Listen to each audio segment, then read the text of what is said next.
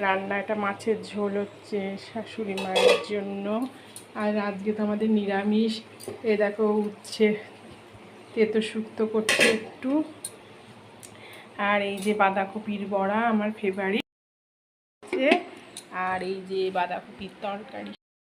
তো মেয়ে সব জামা কাপড় মেলে দিয়েছে, ছাদে কেচে। কাপড় আমার এখনো মেলিনি, মেলবো। আজকে সবাই জামা কাপড় কাচবে,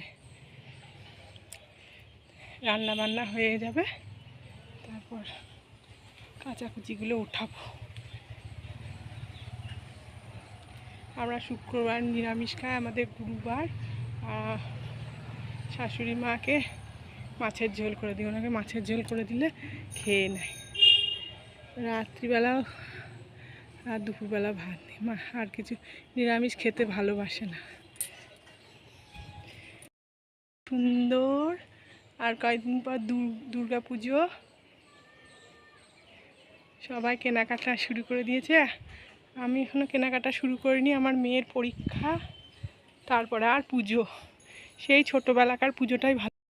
নতুন জামা কাপড় কিচ্ছু পরতে ভালো লাগে না, একটা ওই নাইটি পরেই পুজো এসব কাটিয়ে দিই। সমস্ত রান্না করে তারপরে পুজো আমাদের।